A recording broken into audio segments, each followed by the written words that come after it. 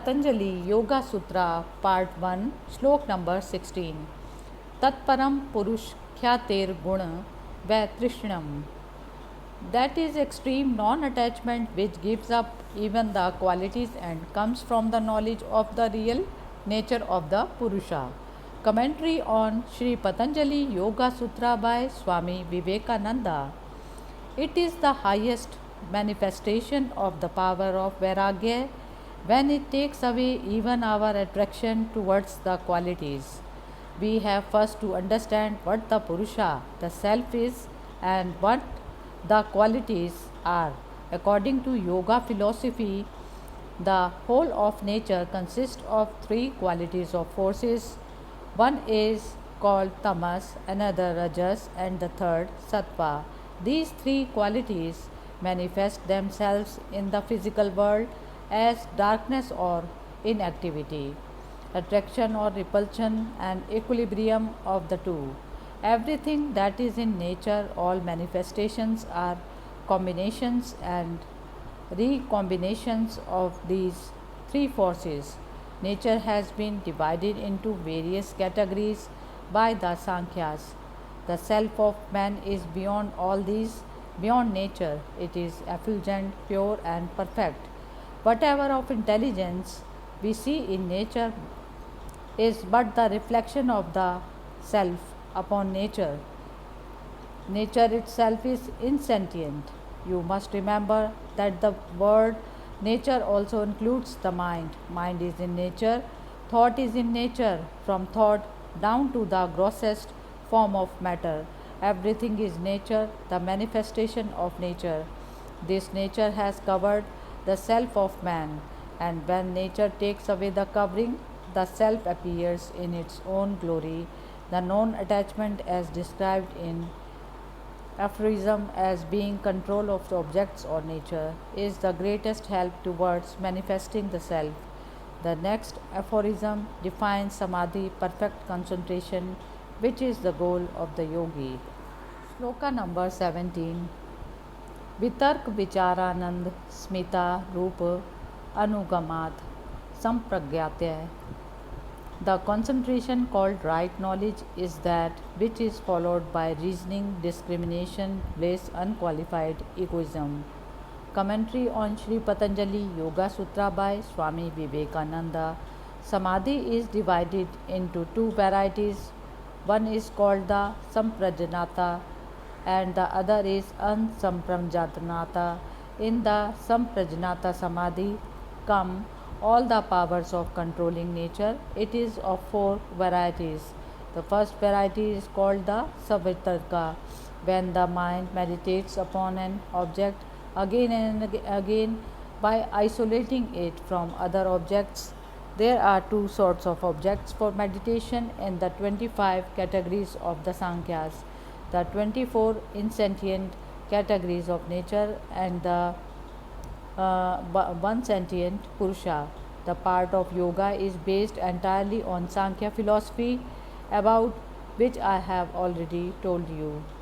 As you will remember, egoism and will and find mind have a common basis, the chitta or the mind stuff, out of which they are all manufactured. The mind stuff takes in the forces of nature and projects them as thought. There must be something again where both force and matter are one. This is called avyakta, the unmanifested state of nature before creation, and to which, after the end of a cycle, the whole of nature returns to come out again after another period. Beyond that is the Purusha, the essence of intelligence. Knowledge is power, and as soon as we begin to know a thing, we get power over it.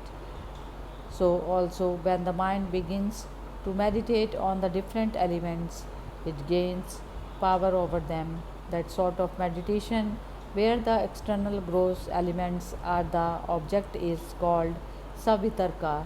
Vitarka means question, Savitarka with question, questioning the elements as it were, that they may give their truth and their powers to the man who meditates upon them.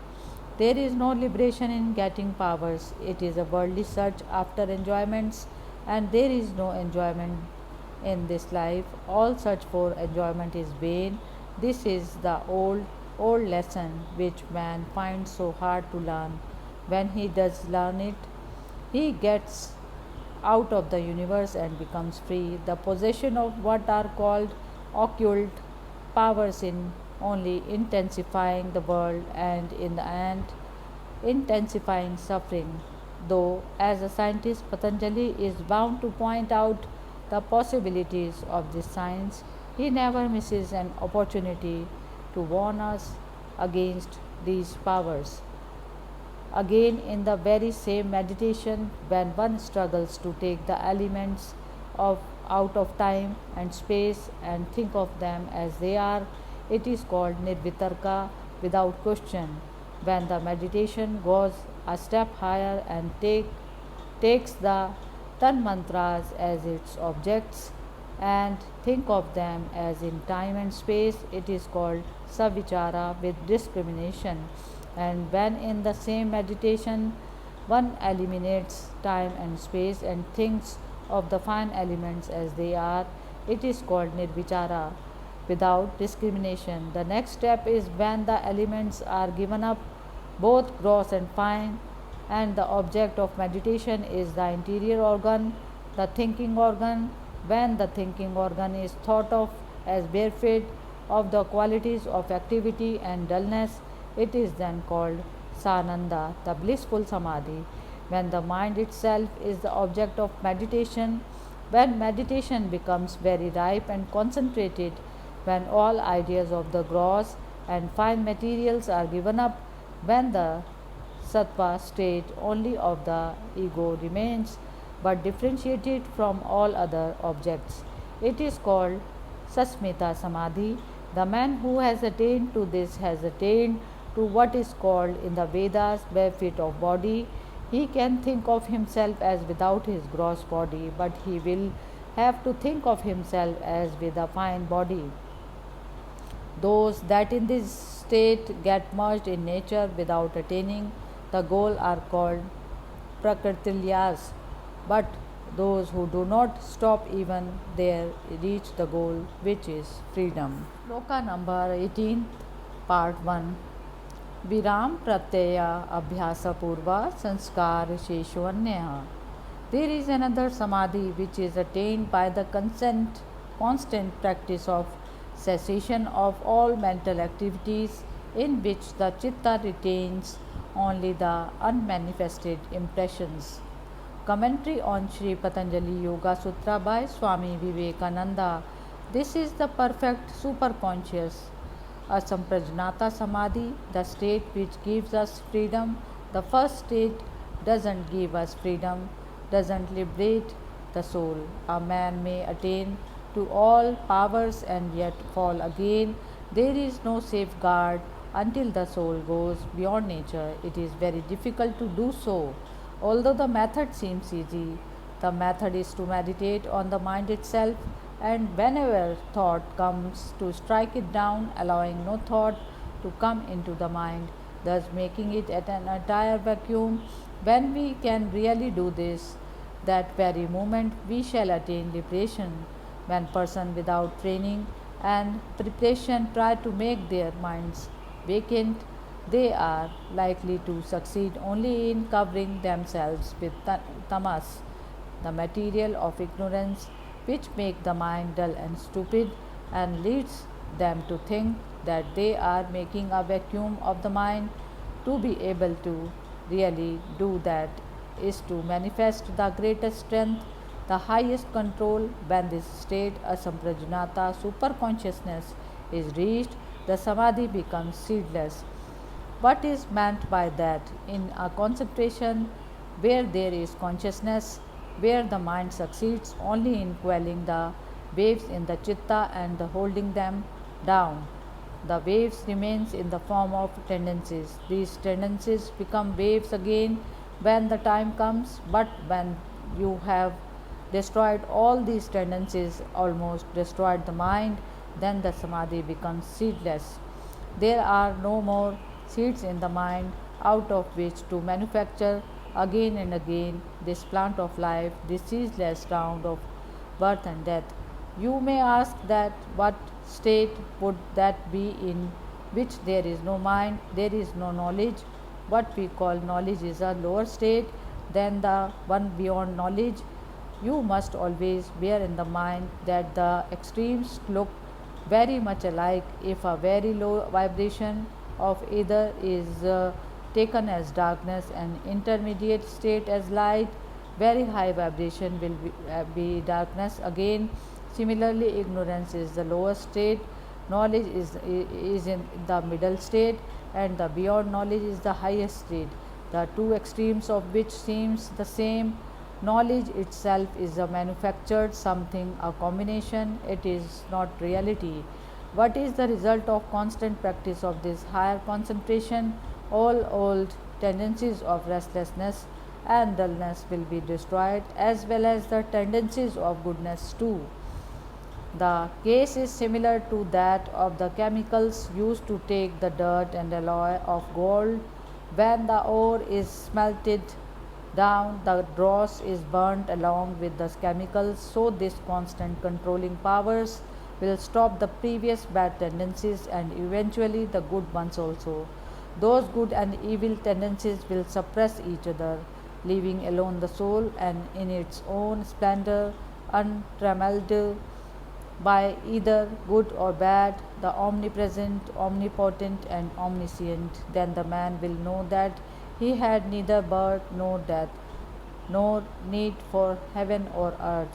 He will know that he neither came nor went. It was nature which was moving, and that movement was reflected upon the soul. The form of the light reflected by the glass upon the wall moves, and the wall foolishly thinks it is moving. So, with all of us, it is the chitta constantly moving, making itself into various forms, and we think that we are these various forms.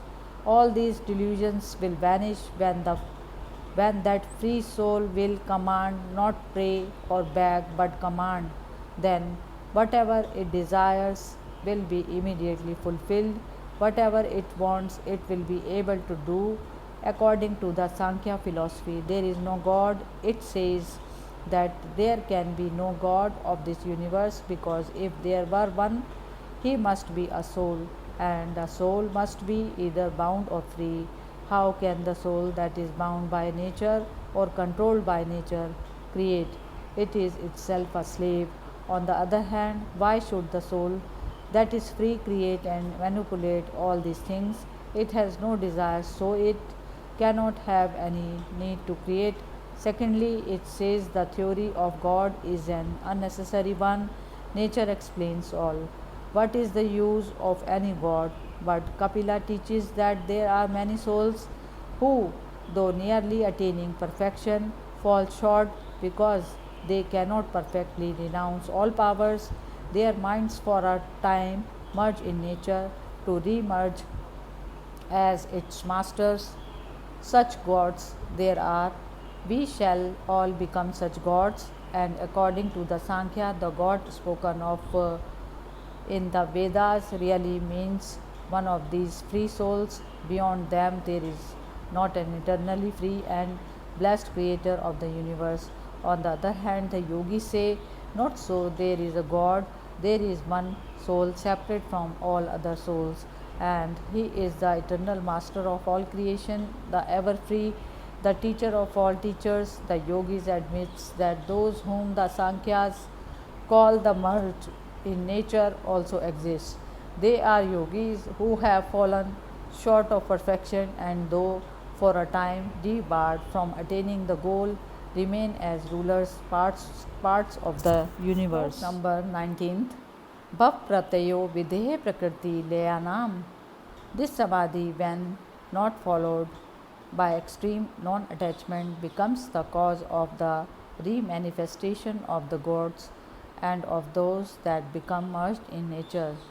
Commentary on Sri Patanjali Yoga Sutra by Swami Vivekananda. The gods in the Indian system of philosophy represent certain high offices which are filled successively by various souls, but none of them is perfect. Shloka number 20. Shraddha Virya Smriti Samadhi Pragya Purvak Itresham. To others, this samadhi comes through faith, energy, memory, concentration, and discrimination of the real. Commentary on Sri Patanjali Yoga Sutra by Swami Vivekananda. These are they who do not want the position of gods or even that of rulers of cycles. They attain to liberation. Hari Om Tat Sat.